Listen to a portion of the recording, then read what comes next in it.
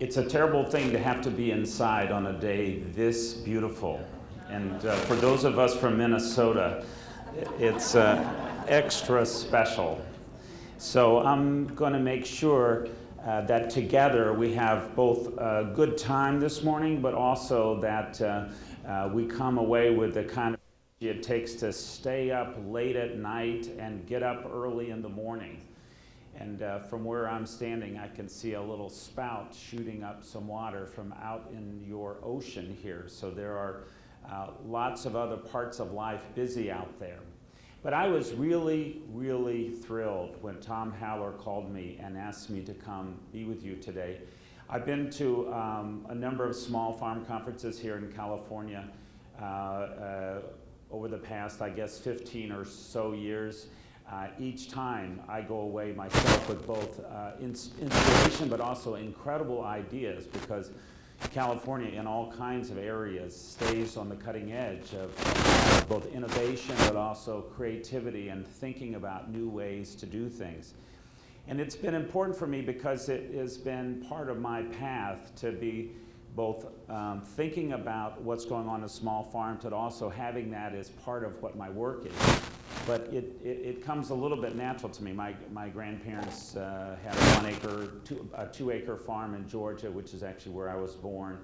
My father was a lifer at U.S. Department of Agriculture and Animal Disease Research, my first job out of college with the USDA. But in 1972, I moved and in Northern California worked with a large number of people to create a network of cooperative food stores and wholesalers and warehousers and things like veritable vegetables and stuff like that.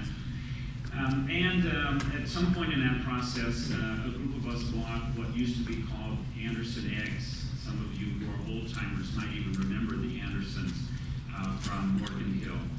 And in that series of cooperatives and in that network, we were very, very aware of seeing how the food was coming to the stores and to the cities and participating in that production process. And so I went down to Morgan Hill to raise eggs from, I guess at that point, about 50,000 Rhode Island Reds and Leghorns.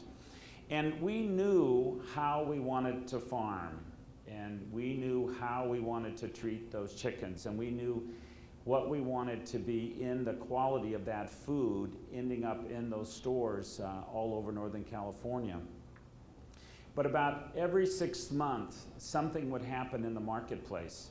Sometimes it was U.S. government would allow in a big flow of imports of breakers, which are sort of eggs that are containerized in a big round tub, and they're for the baking industry. Or something else would happen and the market price would fall.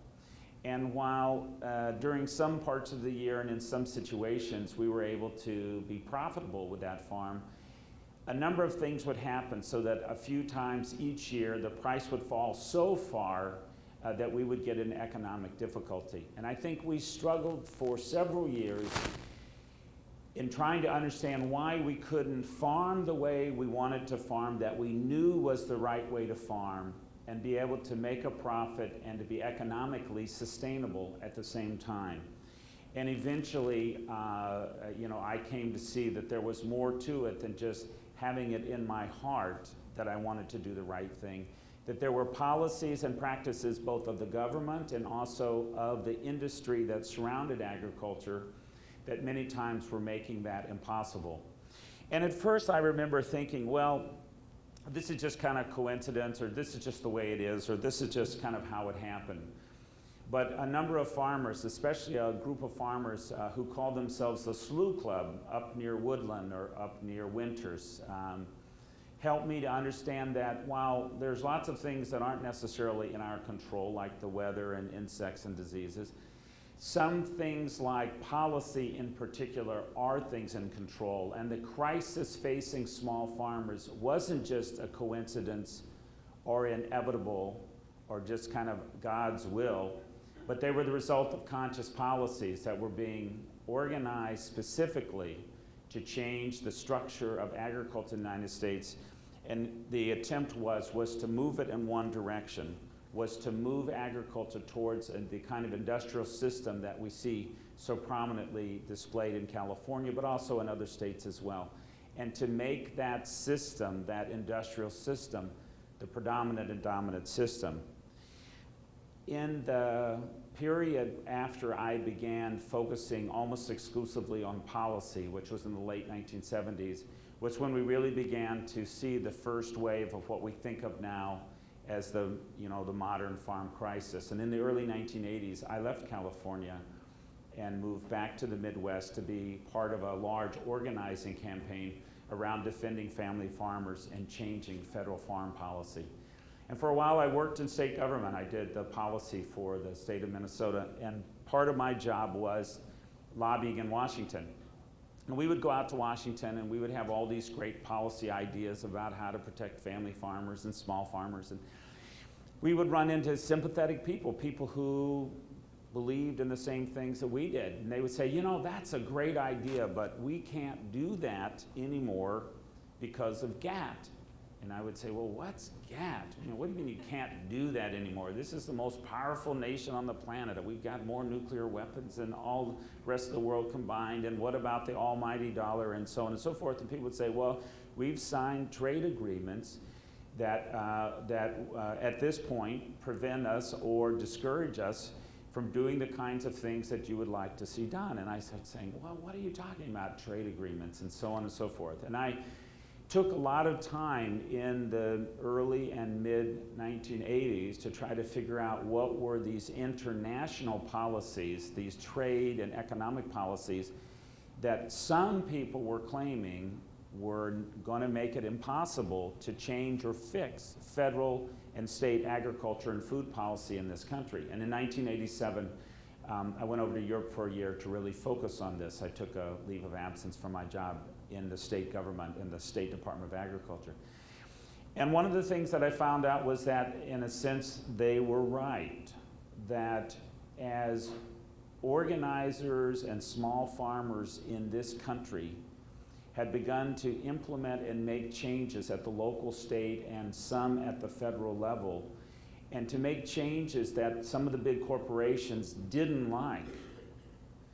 Those corporations had used their influence with our federal government to get our federal government to go negotiate global trade agreements that would come back and undermine or overturn or in some way alter some of those victories and changes we had here, or would make them nearly impossible.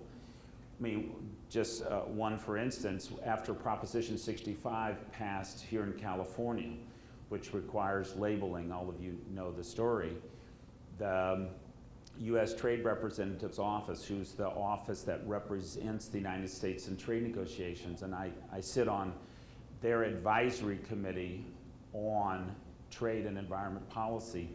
In those advisory committee meetings, we've often had discussions about how once Proposition 65 passed and other states saw the power of that and other corporations saw the potential, if citizens knew how much carcinogenic food and other products were on the shelves in the stores, and they made it their business to make sure that trade policy would be there to discourage or prevent any other state from passing a similar resolution or similar law.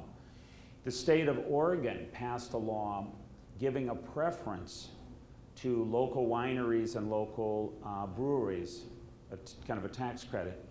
And the United States government, in collaborations with other governments, got another government to challenge that law and got the World Trade Organization, which is the body that adjudicates trade disputes at this level, to rule that that Oregon law, by discriminating in favor of local breweries and wineries, and therefore discriminating against big global overseas breweries and wineries, was illegal under an international trade law.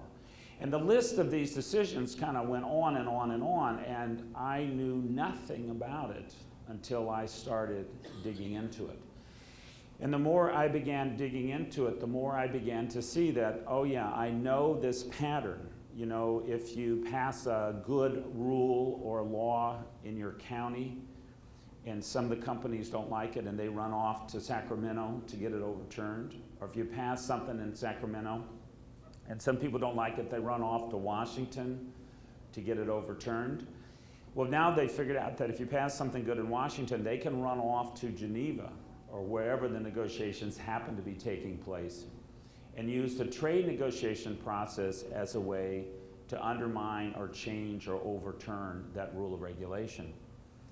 Unlike Sacramento and Congress, and we can all have our complaints about the democratic deficit in our own country, and we can have a lot of complaints about the role of big money and so on and so forth, but the democratic process in this country is somewhat laid out and somewhat transparent. Trade negotiations are conducted in secret, and trade agreements, contrary to how it's described in the US Constitution, for now, they come back to the Congress, and Congress can't debate them, can't amend them, can't filibuster them, has to accept them whole hog or nothing. And so the entire constitutional requirement of how we normally handle treaties, which is that they have to be passed by a 2/3 vote of the Senate after full debate and filibuster and all those different democratic provisions, has been completely subverted in trade policy making. So that means if you're a corporation and you're trying to make a change and you go to Congress and Congress says, no, we're not going to do that, you can go around Congress by getting into the trade negotiations process in the secret and closed-door negotiations, put your provision in those agreements, and they come back to Congress, not for debate or amendment or change, but to be accepted whole hog or not. The last big trade negotiation, which we called the Uruguay round, the final kind of implementing legislation that went to Congress with all the appendixes and all of that was about 10,000 pages long. So Congress gets to say yes or no to a 10,000-page set of rules and regulations. Pretty hard for Congress to say no with all those forces on top of it. So what I learned was that trade policy was not only important in the sense that trade is an important element of agriculture in all of its ramifications, but that the trade policy-making process was a new mechanism for sort of getting around or subverting our democracy, and that we needed to be paying very close attention not only to the rules that were being created for agriculture, but also to the process by which our democratic procedures and democratic process and our Constitution were being undermined or subverted in how we did trade negotiations and trade policy making. Because I sit on this advisory committee, the Trade Environment Policy Advisory Committee, I end up then often an NGO or non-governmental organization member of the U.S. Negotiations delegation to the big global trade negotiations. It doesn't always make our government happy that I'm on this, but that's just the way it happens. So I've been on the U.S. government delegation to Singapore at the creation of the World Trade Organization, the delegation to Seattle, which is kind of exciting. And, I was in Doha last year, although they didn't really have that kind of delegation because of September 11th, and I'm looking forward to next year, middle of September, the World Trade Organization negotiations will come to Cancun, Mexico. And it's lovely here, but I guess it's really lovely in Cancun, and I would encourage as many of you who can to come and observe your government in action negotiating trade agreements a year from now in Cancun. But in any case, because I've been in on this process for a long time, and because I'm very biased in favor of small farms, I pay pretty close attention to the elements of those negotiations that I think are threats to small farms, and I pay pretty close attention to the elements of those negotiations that I think might be very helpful to small farms. The list of threats is a little longer than the list of things that are helpful, but let me not bore you with a lot of details, but let's just talk about a few of them that might just give you a flavor of what some of these issues might be. One of them is that the real objective of these negotiations for the dominant players who are involved in the negotiations, and I would not include small farmers as a dominant player, is unlimited imports. Your retail sector, your processing sector, your transport sector, they are very, very dominant, and they essentially want unlimited imports. And so while often our government is talking about, oh, these trade negotiations are great so that we can go sell, I don't know, Chevys to the Chinese or to the Japanese, or maybe Pixie tangerines to the Europeans, the primary change that's occurred in the sense of the negotiations for the United States has been to open our borders to much greater levels and volumes of imports. For California, which has expensive land, expensive water, very labor-intensive crops, very expensive medical insurance, et cetera, et cetera, et cetera, and a climate that's conducive to producing certain crops but not others, California is perhaps the most sensitive to and the easiest to devastate with a big flood of imports of any other area of the country. I live in the Midwest, and we grow corn. United States ships 75% of the corn shipped in world trade. I mean, we know we're one of the few places on the planet to grow corn. There's a lot of places to grow asparagus. There's a lot of places to grow oranges. There's a lot of places to produce the kind of crops that you produce in California predominantly. So this push to have unlimited imports can have very negative effect on California, but especially on small farmers, because the ultimate goal is, of course, driving down the price. One of the outcomes of negotiations is to lower the standards, health and safety standards applied to imports, and to create a ceiling on those standards. In the old days, imports had to meet the same standards as domestically produced crops, but this is no longer the case. There are now global reference standards. Some of you know these little arcane organizations, but there's one called Codex, which sets standards on food safety at the global level. Within the current trade agreements, for a country to impose a higher standard on imports than the global standards is a huge fight. So you can impose all kinds of standards you want to on your domestic growers, and we do. You have a certain ceiling on the standards on imports. And what we're finding now is that imports are coming in at much lower standards and creating economic disequilibrium with domestically produced products. And especially since for small farmers, the quality and safety and that identification are crucial to niche marketing and to maintaining trust and credibility. This ability to manipulate standards is quite threatening to small farmers. Another part of the trade agreement, and especially the new negotiations that are underway now, and I don't spend a lot of time on this, but there are ongoing ag negotiations at the global level, and there are ag negotiations as part of the attempt to expand the NAFTA, so that's the US-Mexico-Canadian Free Trade Agreement, all the way down to Chile. And within those two negotiations, well, and frankly, there's maybe 40 different negotiations underway right now that I'm trying to pay attention to. Almost all of them are just bilateral, like we're negotiating a free trade agreement with Singapore. In fact, I saw in the Wall Street Journal, the US wants Singapore to withdraw its law against chewing gum as part of the free trade negotiation. So that's your tax dollars at work, I might add. But 38 of those are bilaterals, and you know they are important for agriculture in some respects. Let's say with Chile, it's very important. But 2 of those are big multi-country negotiations, one which is global and one which is free trade area of the Americas.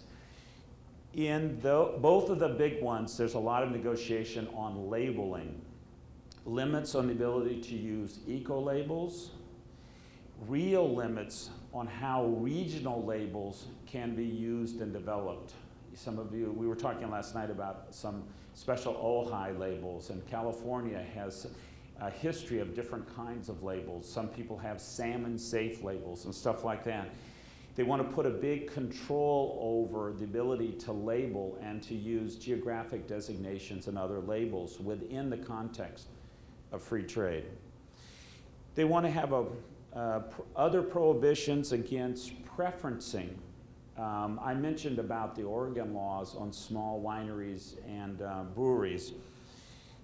There are other instances where people would put a preference on buying from their neighbor as opposed to buying from a German multinational corporation. And the trade agreements and the trade negotiations have been aimed at stopping us from having a preference on buying from our neighbors. Now, where this really gets sticky is there's negotiations on government procurement, which is a kind of a preference. You would like your Ventura Unified School District to buy from local farmers. This is one of the things that there's an attempt to prevent that from happening, to prevent government agencies, and they mean hospitals, schools, etc., from establishing a preference to buy local or to buy from women or whatever. And procurement is a very, very volatile issue in the current round of negotiations, and I think it affects small farmers dramatically. There's proposals for the privatization of water. And I mean, in California, I mean, water wars, I mean, kind of defines the state a little bit. This whole push to force the privatization of water and water resources, I think if we have trouble now allocating water between agriculture and cities and all of that, the minute it's privatized, we have a very severe problem. And small farmers in particular will be hit if that ever happens. We have proposals to limit or totally ban local and state and federal government subsidies. I myself personally believe that the buyers of our agricultural products should be paying a fair price and that farmers shouldn't get checks from the government. I think that's kind of a crazy system. But the society is asking farmers to do a lot of extra things, not just get tomatoes to market. And so there are important reasons for and important opportunities for the society to help provide financial resources to farmers for water protection or scenic views or protection of wildlife, you name it. There are very strong proposals to limit our ability to do that. And there are proposals in the current negotiations to extend to a global level the patenting of plants and animals. Some of you have followed over the years the controversies about genetic modification, which is essentially an extension of the patenting system to plants and animals. The current proposals would allow corporations to have patents on any living life form, including, I might add, humans and body parts and our genetic resources.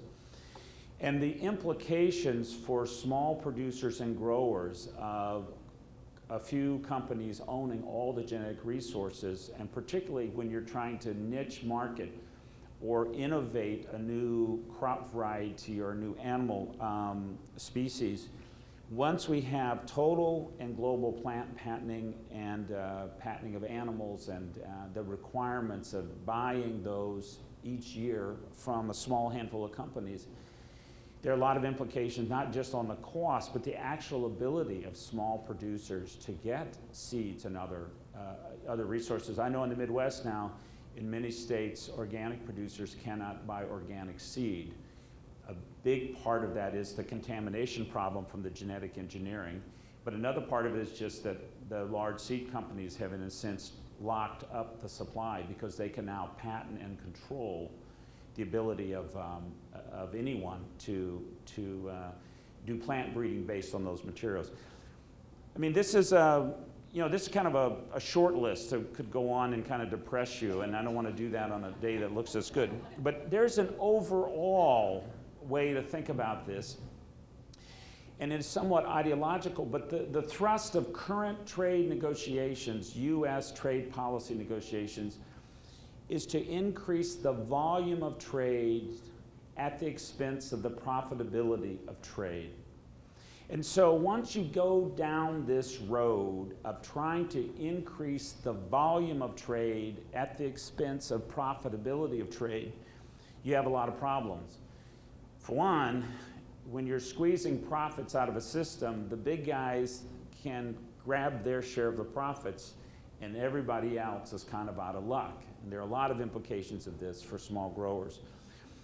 But even if you're not involved in that global system, there are other implications. For example, when you are maximizing the volume of trade, you're also maximizing the number of unintended and uninvited guests that come along with the trade. Plants and insects and animals connected to bioinvasions in the United States is billions of dollars a year of damage. Some taxpayers are helping out with, but mostly farmers are bearing the burden of the huge increase of alien species and the bioinvasions that have occurred. Not to mention what this has done to our native plants and native animals, the destruction of habitat and the actual endangerment of species caused by this big increase in volume of trade is quite important. But disease as well, not just animal and plant disease, but human disease as well. The more we increase the volume of shipping people and goods and planes and boats and rail cars and containers around this planet, the number of real threats to human well-being and our health are rising, and we are also, of course, seeing how this interfaces with things like E. coli and other diseases that get created in these gigantic meatpacking plants, and then the meat goes kind of everywhere overnight, and you can have millions of people exposed to a life-threatening food contamination almost overnight. Likewise, you can have millions of people exposed to diseases almost overnight because we're emphasizing the volume of trade over the profitability. When you're emphasizing the volume of trade, you're also emphasizing, of course, transport. Transport takes energy. Energy takes blood of young men and women. I mean, this is a country that trades blood for oil day in and day out. The more you emphasize the volume of trade, the more you're committing blood for oil. Let's not even think about climate change and the ozone depletion and the mess off the coast of Spain or Alaska or Santa Barbara from shipping oil around the planet. The act of increasing the volume of trade as a primary objective of our trade policy means as a nation we are going down the path of committing more of our young people to their death to make sure that that flow of that drug called petroleum or oil keeps going into this country. And this has got a lot of implications for all kinds of people, but of course has implications for small producers and everyone. As we increase the instability of climate, some people can maybe move their operations to Costa Rica or Vancouver. Small producers probably can't. As we build a system to maximize global trade and the volume of that trade, we tend to invest our money to lower the cost of long-distance transport over investments in short. They want to spend $4 to $10 billion to pour cement and kind of channelize the Mississippi River, which is going to make it cheaper to bring soybeans up from Brazil. What if they spent that $4 billion repairing bridges and roads and making it easier for small farmers to get their products to market? These elements of the overall ideology of increasing the volume of trade over profitability have implications not just for small farmers, but for all farmers and for all people everywhere. There's some good news in that set of dynamics. For one thing, it's made small farmers and most farmers in the United States realize that they've got to talk to consumers. This system has been hammering down on farmers for quite a while. This is nothing new. So one aspect of this has been the increased conversation between farmers and consumers, and I think this conference reflects some of that. But it's also forced farmers in the U.S. to talk to farmers and consumers in other countries. I think this has been a really big change over the last 5 or 6 years. is that farm organizations and small farmers on their own and different combinations of people have been both traveling to other countries and hosting farmers from other countries and having conversations about these issues. Last week in Mexico City, about 80 or 90 representatives from different farm groups came together to discuss trade policy and what might farmers to do at the upcoming trade negotiations in Cancun. What could they do together to put forward a positive agenda, one that would be good for small farmers? I was in a meeting last week around Native American farm systems, food systems. So it was tribes, and it was First Nations, and it was some indigenous people from the South Seas Islands and from Hawaii. And they were talking about their connection. Reindeer herders in Alaska are over talking to reindeer herders in Scandinavia and in Russia, partly because they're having some similar problems with global warming. In fact, the herder who was there talked about now that the Bering Sea isn't freezing over, the reindeer can't move from one source of food to another, and so all of their harvesting and their slaughter facilities for their winter food are in one place where they normally, the reindeer will go, but they had to helicopter the reindeer over to where they would normally go across the ice this year. And it was kind of amazing to hear him describing helicoptering reindeer. But they are meeting with producers in Russia and in Scandinavian countries to discuss, hey, what's this climate change thing doing? What diseases is this bringing? What could we do to begin advocating changes to really save us? And it's also forced particularly small farmers in this country to kind of confront the bigger system. I mean, you can see it in the workshops and in the conversations for this very meeting. There's an argument out there that says, oh yeah, we have to increase this volume of trade because we have to have everything bigger. And they first make the argument that bigger is better. And I think the thing that's been quite apparent is that those of you who are farming and advocates of small farm agriculture everywhere have really shown day in and day out that big industrial farming systems are not better. We can go to the Soviet Union if we want to look at some, you know, we can, you know,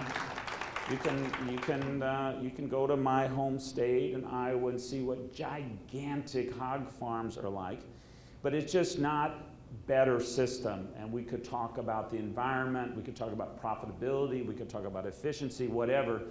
Small farms have clearly made the case that the argument, the ideological argument that bigger is better is just not true. But have you noticed that once the public kind of gets it, that, you know, these big hog farms aren't really better, a second argument comes back, which is that, yeah, you know, they're not really better, but we need them to feed the world. And then they started on the rap, yeah, we got to genetically engineer these soybeans, and we got to have these big hog farms and these big cattle farms, and we got to do this to feed the world. And you know, it doesn't take a lot of time, but you have to be pretty careful, because that's an argument that millions upon millions of people have somewhere in the hearts. You know, you see a picture on television or in a magazine of a hungry child in Africa or West Virginia or wherever, and it affects you. And so when the corporations get out there and say, yeah, you know, to feed this world and all these hungry children, we got to have these big industrial agriculture operations, they have a very, very sympathetic audience. They've gotten people like Jimmy Carter and George McGovern and people I love and respect dearly to believe them and to get them to make public statements. So we have to carefully say, oh, by the way, not only are these big operations not better, which is what you told us last week, but they're also not needed, because you know what? Small farmers are more productive, more careful of the land, produce more food per acre, and oh, by the way, your genetically engineered soybeans just happen to yield 20% less, you know, so what are you guys talking about? So we have to confront these lies over and over again, but it's important that we do it. But what I've noticed in the past year, however, is that the argument being made around this big global system and these big industrial ag concepts is that, yeah, you know, they're not better and maybe we don't need them, but they are inevitable. And they use things like, well, the genie's out of the bottle, or you can't fight City Hall, or you can't fight big industry. And in fact, in a way, some of our organizing has added a little bit to this power of that argument of inevitability. Because you know how it is when you're organizing, you have to have an enemy, and it's good to give that enemy some very sharp fingernails and some very sharp teeth, and to make that challenge or threat seem very powerful, because then you can get people kind of worked up. But one of the downsides of that is that you also can lend some credibility to the inevitability argument, that we can't do anything about the World Trade Organization, or we can't do anything about the Farm Bill, or we can't do anything about those gigantic livestock operations out there on Highway 5. And not only have we have to overcome that in confronting this argument of inevitability, but there's plenty of people out there working to try to make the inevitability argument true. Passing laws that make it almost impossible for small farmers to survive, rigging the rules, controlling the media, making land very difficult to buy or rent, making water very scarce, allowing for monopolies in the seeds and the machinery and in the other things we need. There are lots of things out there that are attempting to make the inevitability argument come true. But it's been the work of those of you here and who come before you in these conferences, but in the small farm communities all over this country and around the world, it's been your work of proving that that big system isn't better. It's been in your work of proving that we don't need that industrial system to feed the world. It's going to also be on you in many ways to continue to prove that the inevitability argument is just as much a lie as the other two. And when you look over today's agenda at all the different workshops, you can see some of those elements of how people are organizing themselves in response to this argument that's inevitable. I mean, I just think the fact that there are this many people, I think this was the biggest crowd ever at this conference. There's, I think, people from every county. The fact that small farm conferences all over the country are springing up kind of, after your model here, and there's big crowds. There's lots of evidence about people's willingness to confront these lies of better and necessary and inevitable. And there's lots of people working to help confront that. I mean, a bunch of your leaders that are here, some of whom I've known for 25 or more years, Tom Haller and Larry Yee and Jim Churchill and Michael Dimmock. You've got all kinds of people working early in the morning to late at night to confront this idea of inevitability. And the results and the kind of excitement that it generates is amazing. I mean, just in the workshops of this conference, but lots of other things. The procurement programs that are working with the schools to be buying from local producers are kind of springing up everywhere around the country, a lot because people in California have gotten this going. But this kind of an approach has really taken off. I don't know how many of you got to see the list from the USDA funded value added programs from just a couple weeks ago. A fantastic, fantastic rainbow of projects from all over the country, from Alaska to Alabama and everywhere. And that was just one of the many USDA programs where small producers, not just at the level of their farm and marketing, but in processing and in distribution, doing amazing, innovative things and getting some money from the government to help them move forward. United Farm Workers Union is working with apple growers in Washington State, and they are working with those growers who have organized workers and who are using integrated pest management, and they're creating what they're calling fair traded apples with a special gold eagle label that they're going to market. into the cities where the farmers are getting a fair price, the workers are getting good wages and decent working conditions, the earth is being protected, and they're using that label and they're going into the supermarkets and using that as a mechanism for confronting this idea that it's inevitable that small farms are going to be gone.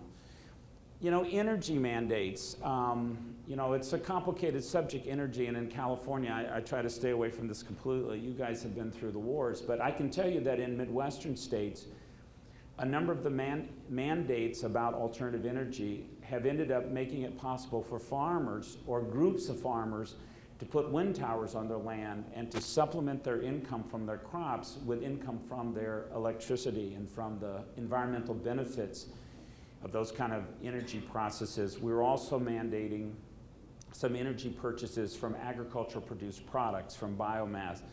So that's another way in which small farmers can get themselves organized. Even at the international level, the black farmers that are part of the Federation of Southern Cooperatives, which is mostly down in the southeast, have made a deal with Cuba to sell fresh fruits and vegetables directly. You know, right now it's just ADM and Cargill and these guys shipping corn and wheat and rice and all this stuff to Cuba, and that's all fine and dandy. But what about the farmers? Well, the black farmers in Atlanta have gotten organized and they're going to start selling fresh fruits and vegetables. That kind of direct marketing is the kind of thing that small farmers are doing everywhere to confront the lie of inevitability and to stop those who would attempt to turn that inevitability argument into reality. I got to speak at a California small farm conference many, many years ago out in Fresno. I think it was Fresno. And the thing I remember at that conference wasn't my speech, but it was the president of the California Farm Bureau who was one of the keynote speakers. And he had a line in his speech where he says, you know, it's really, really hard to make it as a small farmer in California, and the only way to do it is that every farmer has to have a gimmick. And I remember he went on to say how much he hated to say that. He felt that farmers were, you know, their profession was growing good crops and they should be paid a fair price for that crop. And, you know, it's easy to understand. But he had come to the conclusion that everybody needed a gimmick.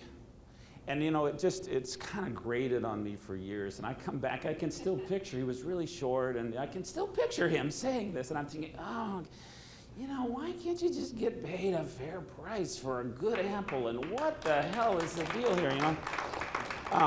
But I've come a little bit towards him in this way. And this is because I've had a chance to, you know, think about this from a lot of different angles. But I do think there is a kind of a gimmick. But I don't know if gimmicks does this justice. But I think the thing that is true is that what small farmers have primarily is that they put values into agriculture and into this food. You know, we've let somebody capture this word values, and I'm for value-added agriculture. You know, I'm for that. But I resist a little bit the idea that that just is money value. I like money and I like that.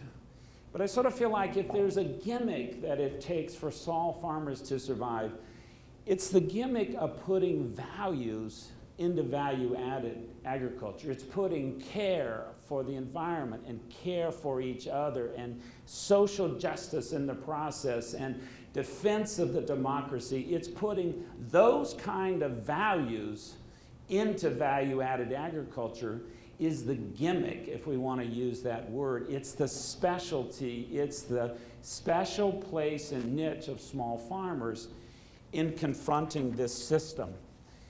I've had an opportunity and a kind of a rare privilege to spend quite a bit of time in the last couple years doing a lot of interviews and talking to farmers because our organization has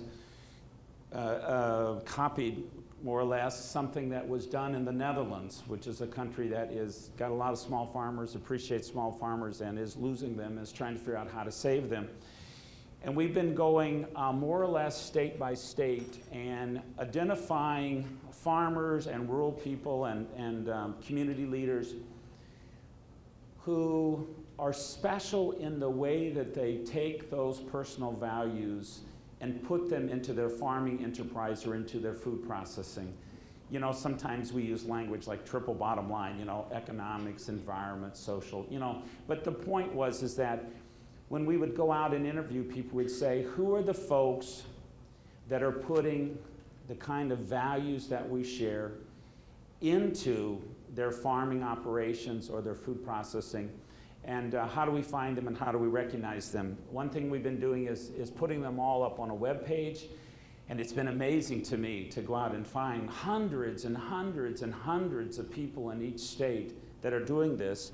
We're also kind of putting them into books so that we can, you know, you can't show off everybody in a book because a book is only so long, but you can give people a flavor of the hope, a flavor of the creativity, a flavor of the creation that comes when people actually take the opportunity of life to put their values into the work that they're doing, into the food that they're producing, into that gift of sustenance that they're providing for the rest of society.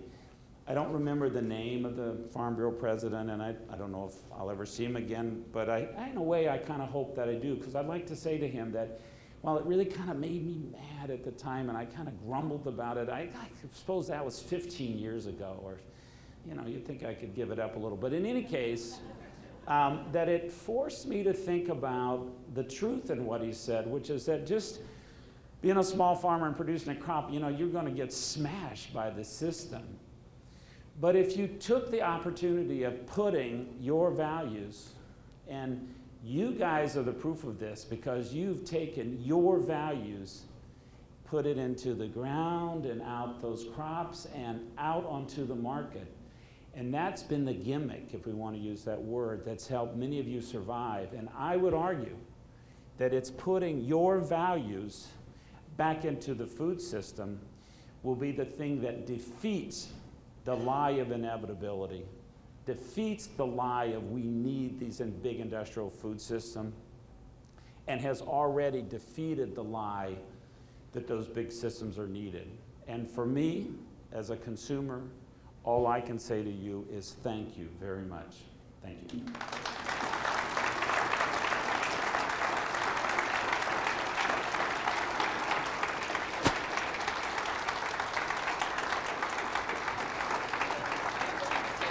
Sure.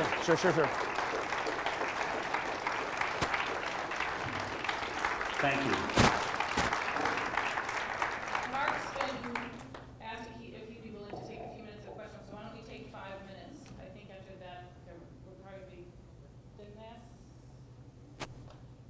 Given what's happened after Proposition 65 in the state, in other words, every business in the state has one of those little signs that says there might be some carcinogens here. What is your opinion of the movement for GMO labeling?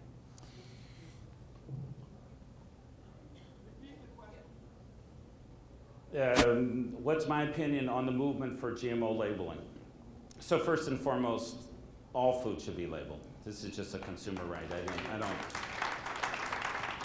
I don't get why we're debating it. The second thing is foods that potentially can have allergic reactions not should just be labeled, but anyone who doesn't label them should be held liable, medically and financially liable. I don't get what happened to the lawyers who seem to love lawsuits sometimes.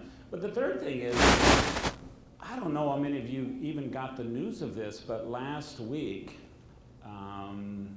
in Nebraska and a few months earlier in Iowa, kind of the worst case scenario occurred, which is that, you know, there's sort of GMO corn and soybeans, and we can talk about that all day long, but you know, there's a type of GMO corn where they're growing vaccines, AIDS vaccines and diabetes vaccines, you know, they're growing drugs. And a company grew corn with a vaccine, and we can't quite find out what kind of vaccine last year.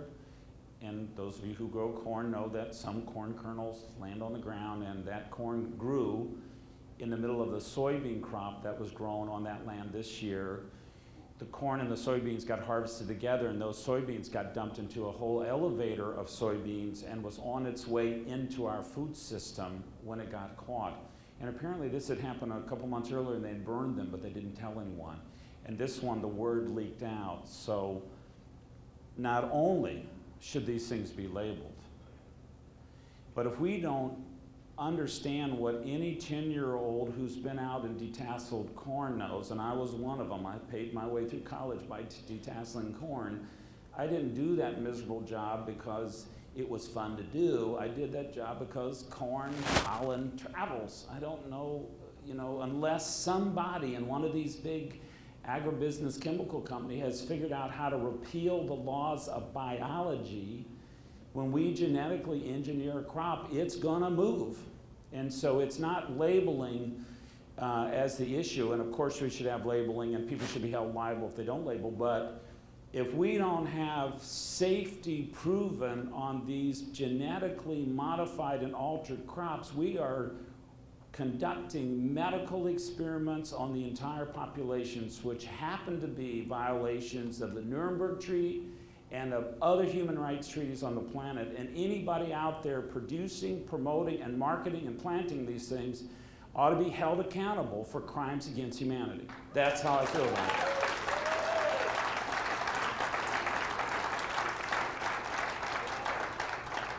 Other questions? Let's take 2 more questions. Down here? Tell me who you are. Oh, I'm Scott Murray. I'm an organic farmer in Vista. And I'm wondering, do you think that the tobacco lawsuits will pale in the light of what you've just talked about?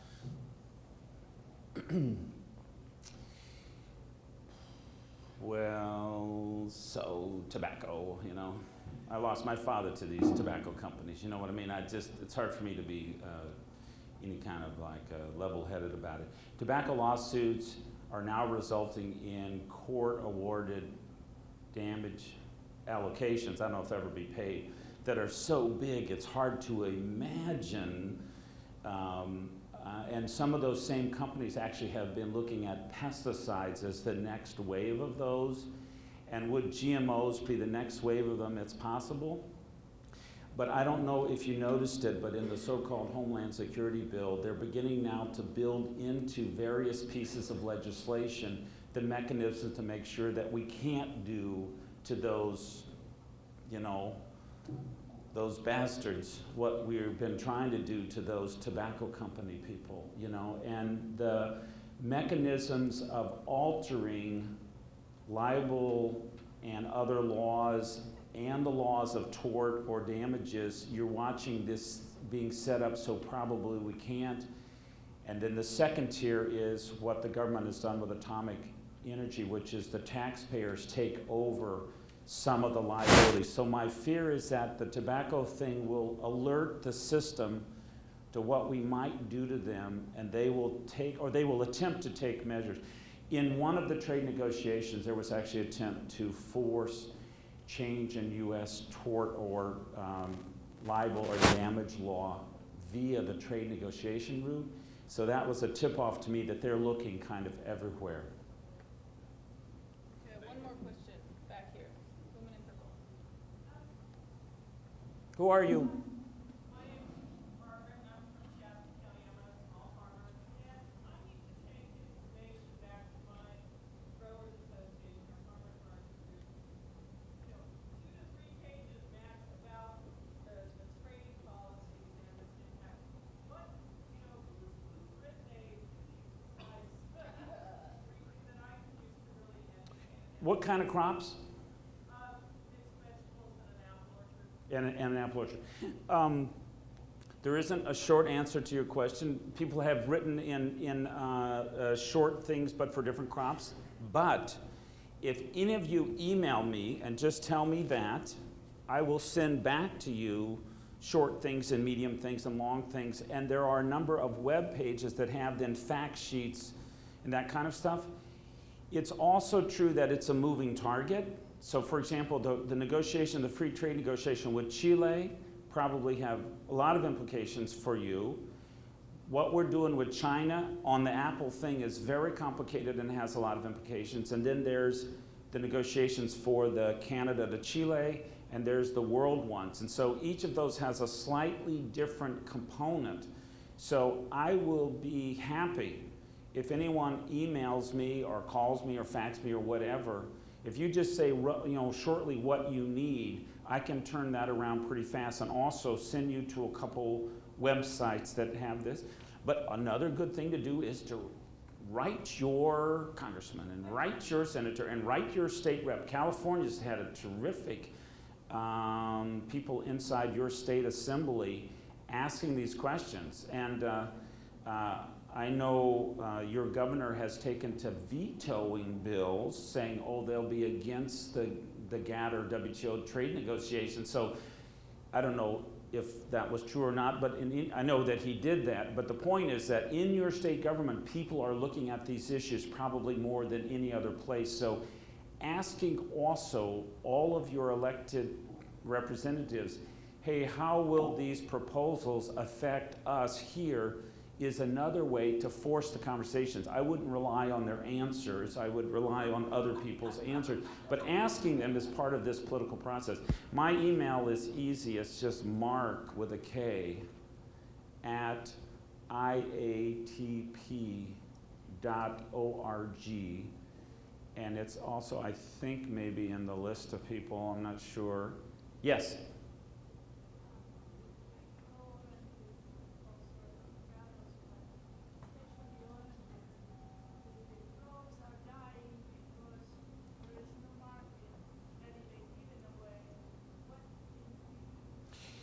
Well, oranges are especially important because there's tremendous pressure by the U.S. companies, particularly Minute Maid and Coca-Cola and others, to import more orange juice, and there's tremendous pressure to import more oranges from Israel and other countries that the U.S. is trying to assist.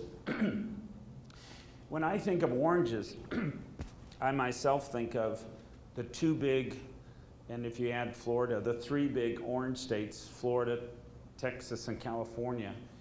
These states have tremendous political influence. And my belief about it is that if the leaders, the elected congressmen and women who are representing your state, Texas and Florida, got together and said, we have to straighten out this citrus thing. We've got to stop this sort of, open the borders and bring in all the oranges we can, I think something would happen. Florida, because it's Jeb Bush, and Florida because George Bush had trouble and really needs it in the next election, probably has a very, very influential delegation on this. I myself only know a little bit about the Florida and orange part because I work largely in the upper Midwest, but my belief is that especially independent citrus producers in California, where there are still some, there are almost none left in Florida, or there's some in Texas, but independent orange producers and citrus producers here could call on their state representatives to host a meeting of congressional and Senate representatives on the citrus question as a crisis and put their finger on it as an issue related to trade and really use that as a way to stop these negotiations from particularly the free trade areas, which are really focused on Brazil and citrus, could really stop them. And I would be very happy to communicate and talk with anybody about that, because I kind of feel like citrus and Florida will be the flashpoints, and George Bush is quite interested, no matter how ideological he is about free trade and all this, he wants his brother to keep getting elected, and he wants to win Florida. And citrus in Florida turns elections. California, I don't think it turns too many elections, but in Florida, it turns elections.